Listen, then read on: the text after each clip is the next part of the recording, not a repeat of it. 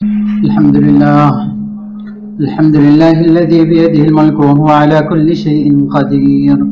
الحمد لله الذي كتب الآثار ونسخ الآجال، والقلوب عنده مفضية والسر عنده علانية. الحلال ما أحللت والحرام ما حرمت، والدين ما شرعت والأمر ما قضيت. الخلق خلقك والعبد عبدك، أنت الله الرؤوف الرحيم. أما بعد فأعوذ بالله من الشيطان الرجيم. بسم الله الرحمن الرحيم. إنما يعمر مساجد الله من آمن بالله واليوم الآخر. صدق الله العظيم. وقال النبي মাইকটা একটু দেখেন না, এটা লাগাবা?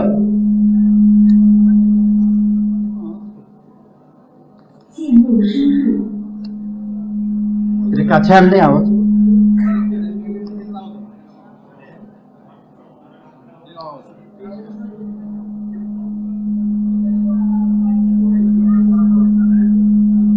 محترم भाइयों दोस्तों बुजुर्गों, এই উম্মতকে কিয়ামত পর্যন্তর জন্য তরবিয়তের আমাল এবং উম্মতকে তরবিয়তের পরিবেশ আল্লাহ তাআলা দিয়ে দিয়েছেন। যদি এই উম্মত তরবিয়তের আমল আর তরবিয়তের মাহলের সাথে সম্পর্ক না থাকবে উম্মতের, তাহলে দিন শুধু জ্ঞানের মধ্যেই সীমাবদ্ধ থাকবে। মাসাজিদ, মাকাতিব আর মাদারিস এগুলা উম্মতের তরবিয়তের জায়গা ছিল। যদি ইলমকে এই মাহলের মধ্যে না শিখানো হবে, তাহলে জ্ঞান তো প্রচার প্রসার পাবে কিন্তু তরবিয়ত হবে না উম্মতের। এই জন্য যে রাসূলুল্লাহ সাল্লাল্লাহু আলাইহি সাল্লাম এই উম্মতকে তরবিয়ত আর তালিমের জন্য মসজিদের সাথে সম্পর্ক করেছেন। এই উম্মতের তরবিয়ত আর তালিমের জন্য মসজিদের সাথে জুড়েছেন। আল্লাহ রসুলের জামানায় মাদ্রাসা মসজিদে হতো। আসহাবে সুফফা যেটা ওইটা থাকার জায়গা ছিল, ওই জায়গায় সবক হতো না, দর্স হতো না। দর্স মসজিদের মধ্যে হতো। আর সুফফা মসজিদের বাহিরে ছিল আর দর্স মসজিদের ভিতরে হতো। সুফফা ছিল ফুকারায়ে সাহাবা, ওনারা ওই জায়গায় থাকতেন। আর ওনারা রাসূলুল্লাহ সাল্লাল্লাহু আলাইহি সাল্লামের কাছ থেকে দর্স নিত মসজিদের ভিতরে, আর সুফফা ওই জায়গায় ওনারা থাকতেন। তো রাসূলুল্লাহ সাল্লাল্লাহু আলাইহি সাল্লাম এই উম্মতকে তরবিয়তের জন্য মসজিদের সাথে সম্পর্ক করিয়েছেন। আজকেও উম্মতের তরবিয়ত আর তালিম আর উম্মতের আল্লাহ তাআলার সাথে সম্পর্ক হওয়ার আসল জায়গা মসজিদ। এই জন্য সমস্ত মজমা এটার আজম করি, এই আজম নিয়ে এখান থেকে উঠি যে আমরা আমাদের মসজিদ গুলাকে মসজিদে নববীর আমলের দ্বারা জিন্দা করব। এটার আজম নিয়ে এখান থেকে উঠি, ঠিক আছে না ইনশাআল্লাহ? এই জন্য যে আমালে মসজিদ, এটা আমালে হিদায়াত। আল্লাহ তাআলা কোরআনে সাফ বলেছেন, إنما يعمر مساجد الله من آمن بالله واليوم الآخر وأقام الصلاة وآتى الزكاة ولم يخش إلا الله فعسى أولئك أن يكونوا من المهتدين। এই আয়াতের মধ্যে আল্লাহ তাআলা জান মালে সহি ইস্তেমালের, সঠিক ব্যবহারের আর হিদায়াত অর্জন করার আর আল্লাহ তাআলার গায়রের ভয় অন্তর থেকে বের করার ওয়াদা এই আয়াতের মধ্যে করছেন। মসজিদ আবাদ করবে তাদের সাথে, যারা মসজিদকে আবাদ করবে। সমস্ত ওয়াদা এই আয়াতের মধ্যে করা হয়েছে মসজিদ আবাদ করনেওয়ালাদের সাথে। রাসূলুল্লাহ সাল্লাল্লাহু আলাইহি সাল্লাম মসজিদের মাহলের মধ্যে, মসজিদের পরিবেশের মধ্যে থাকতেন। যারা আসতো তাদেরকে মসজিদের মাহলের মধ্যে রাখতেন, যাতে করে আমালে মসজিদ তাদের তরবিয়ত করে আর মসজিদের আমলের দ্বারা তাদের অন্তর নরম হয়ে যায়। এই জন্য আমাদের গাস্তের উদ্দেশ্যই এটা যে আমরা মোলাকাত মসজিদে উম্মতকে আনার জন্য করি, মসজিদের সাথে সম্পর্ক করানোর জন্য, মসজিদের মাহলের মধ্যে আনার জন্য করি। এই জন্য মোলাকাত করি যে একজন মুসলমান মসজিদের মাহলের মধ্যে চলে আসে। এই জন্য যে তরবিয়তের এটা মাসনুন তরিকা, উম্মতের তরবিয়তের এটা সুন্নত পদ্ধতি।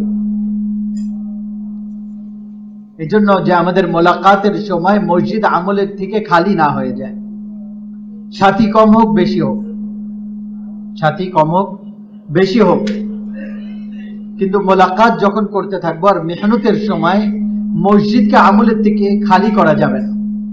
দুইজন সাথে মসজিদে থাকো, একজন আনেওয়ালাদের ইস্তেকবাল করবে, আরেকজন আনেওয়ালাদেরকে দাওয়াত দেবে। এটাই সাহাবা রাদিয়াল্লাহু তাআলা আজমাইনদের তরিকা ছিল, পদ্ধতি ছিল। সাহাবা রাদিয়াল্লাহু তাআলা আজমাইনরা মসজিদে কি করতেন, আর রাসূলুল্লাহ সাল্লাল্লাহু আলাইহি ওয়াসাল্লাম সাহাবাদেরকে দিয়ে মসজিদে কি আমল করাইতেন। মসজিদের বাহিরে মোলাকাত এটা সাহাবাদের সাথে হতো, করতেন। সাহাবারা সাহাবাদের উপর গশত করতেন। মসজিদের বাহিরে ইমানের হালকায় জোরানোর জন্য বাহিরে গশত করতেন। এটা সাহাবাদের জিন্দেগি থেকে পাওয়া যায়, সাহাবাদের সিরাত থেকে পাওয়া যায়। এজন্য যেমন ইলিয়াস সাহেব রহমতুল্লাহ আলাইহি, মাওলানা ইউসুফ সাহেব রহমতুল্লাহ আলাইহি, ওনারা সবসময় চেষ্টায় থাকতেন যে আমাদের কাজ কতটুকু সাহাবাদের জিন্দেগি অনুযায়ী হচ্ছে, সাহাবাদের সিরাত অনুযায়ী হচ্ছে। সাহাবা রাদিয়াল্লাহু তাআলা আজমাইন সাহাবাদের উপর গশত করতেন, ব্যক্তির উপর, একজন একজনের সাথে মোলাকাত করতেন। আর এটার উদ্দেশ্য ছিল যে মানুষদেরকে ইমানের হালকায় জমা করা। এই জন্য সাহাবাদের গশত সাহাবাদের উপর এই জন্য করতেন। সাহাবারা বলতেন আসো আমাদের সাথে ঈমান নিয়ে আসি। মুআয ইবনে জাবাল রাদিয়াল্লাহু তাআলা বলতেন আসো বসো আমাদের সাথে ঈমান আনি। হযরত আব্দুল্লাহ ইবনে রাওয়াহা রাদিয়াল্লাহু তাআলা বলতেন চলো আমাদের সাথে আল্লাহর উপর ঈমান আনি।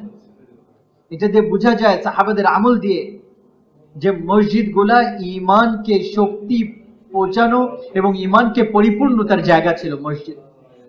এই জন্য এই কথা স্মরণ রাখবো যে আমাদের মোলাকাত শুধু মোলাকাত করার জন্য না, বরং মোলাকাত মসজিদকে আবাদ করার উদ্দেশ্যে। এটা জরুরি না যে জোর করতে হবে কাউকে মসজিদে আনার জন্য অথবা ইসরার করব, বরং মহব্বতের সাথে ভালোবেসে তরগীব দেব মসজিদের মাহলের মধ্যে আসার জন্য। এই জন্য যে এটা ইয়াকিনী বিষয়, ইমানের হাকিকত অন্তরের মধ্যে বসে মসজিদের পরিবেশের মধ্যে ইমানের হালকার মধ্যে যখন বসানো হয়। হযরত ওমর রাদিয়াল্লাহু তাআলা নিজে বলেন আমি এই কাজ এই জন্য করতাম যাতে করে আমার ইমান বাড়ে। ওনার এই কথা বলাই যথেষ্ট বোঝার জন্য। হযরত ওমর রাদিয়াল্লাহু তাআলার কথা উনি বলেন যে আমি এই কাজ এই জন্য করতাম যাতে করে আমার ইমান বাড়ে। এই জন্য আমার মুহতারাম ভাই দোস্ত, আমাদের বড়রা বারবার এই কথা বলতেছেন এই জন্য যে একদিকে রিওয়াজি পদ্ধতি, আরেকদিকে সুন্নতের পদ্ধতি দাওয়াতের। রেওয়াজের দিকে টানবে, এই জন্য রেওয়াজের তরিকার মধ্যে সহজ, রেওয়াজি পদ্ধতি যেগুলো এগুলোর মধ্যে সহজ রাস্তা। আর সুন্নতের তরিকার মধ্যে মুজাহিদা, হেদায়েত মুজাহিদার দ্বারা আসবে, সহুলতের দ্বারা না, সহজ রাস্তায় না। সমস্ত সহুলত দুনিয়ার জন্য হওয়া উচিত আর মুজাহিদা দ্বীনের জন্য করা উচিত। এখন উল্টা হচ্ছে, কষ্ট মানুষ দুনিয়ার জন্য করে আর দ্বীনের জন্য সহজ রাস্তা অবলম্বন করে। দ্বীন ঘরে পৌঁছায় দেয় আর দুনিয়ার জন্য মানুষ ঘর থেকে বের হয়। আজকে উল্টা হয়ে গেছে, দুনিয়া ঘরে পৌঁছায় দেওয়া হয়, দ্বীন আর দুনিয়ার জন্য ঘর ছেড়ে, এলাকা ছেড়ে, দেশ ছেড়ে, এ পর্যন্ত যে বিদেশে যায় থাকতেছে দুনিয়ার কামাই করার জন্য, দুনিয়া অর্জন করার জন্য।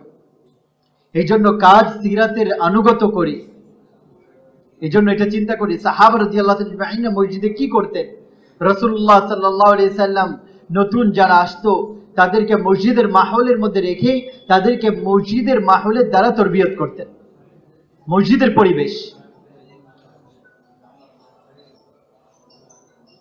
মসজিদে যারা আসতো তার মধ্যে সব ধরনের মানুষ থাকে। মসজিদে যারা আসে সব ধরনের মানুষ থাকে।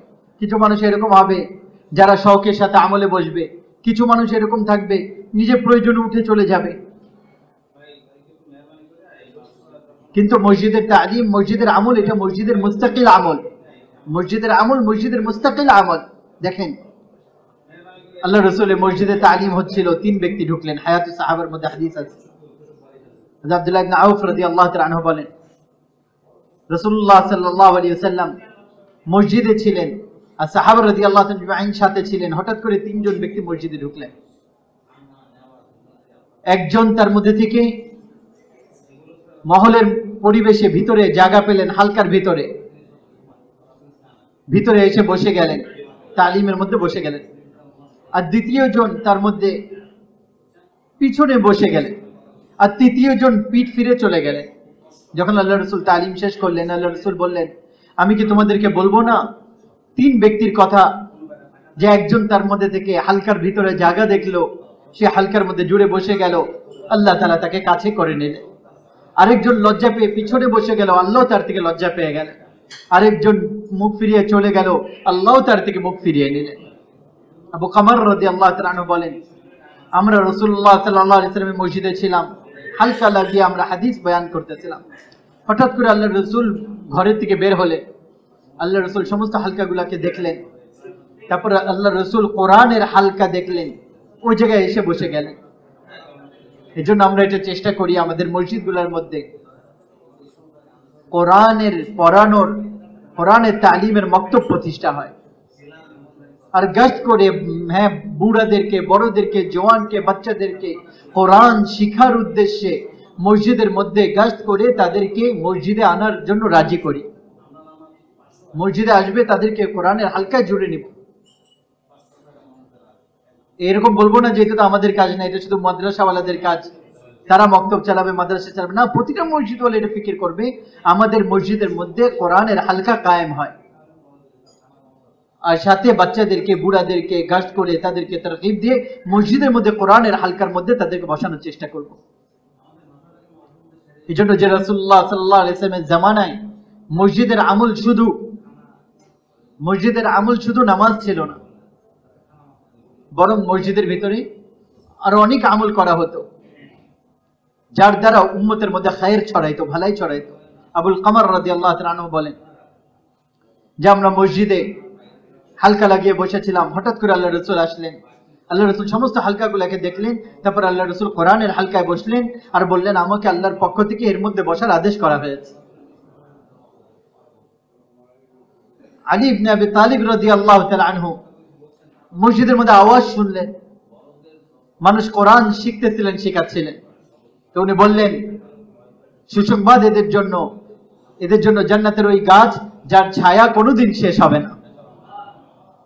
যে ইনারা আল্লাহর রাসূলকে সবচেয়ে বেশি প্রিয় ছিল, আল্লাহর রাসূলের সবচেয়ে বেশি প্রিয় ব্যক্তি ছিল। তালিমের সময় এলাকায় থাকা অবস্থাও তালিমি গাস্ট করব, মোলাকাত করব। এটাই আসল উম্মতকে তালিমের মধ্যে জোড়ানো আমল। হযরত আবু হুরায়রা রাদিয়াল্লাহু তাআলা বলেন, উনি মদিনা বাজার দিয়ে যাচ্ছিলেন, তো বাজারে দাঁড়িয়ে গেলেন, আওয়াজ দিয়ে বললেন বাজারওয়ালাদেরকে, যায় বাজারওয়ালারা, তোমাদেরকে অপারক কে করে দিল? কোন জিনিস অপারক করে দিল? মানুষরা জিজ্ঞাসা করলো, কি হয়েছে? বলল, রাসূলুল্লাহ সাল্লাল্লাহু আলাইহি সাল্লামের মিরাস বন্টন করা হচ্ছে, আর তোমরা এই জায়গায় বাজারে নিজের অংশ কেন নিতেছো না? যে তো মানুষরা বললো, কোথায়? তো বললেন, মসজিদে মিরাস বন্টন হচ্ছে। সবাই দৌড় দিয়ে আল্লাহ রাসূলের মসজিদে গেলেন। আবু হুরায়রা রাদিয়াল্লাহু তাআলা বাজারের মধ্যে দাঁড়িয়ে থাকলেন। কিছুক্ষণ পরে মানুষরা ফেরত আসলো, বললো, কেন ফেরত আসছো?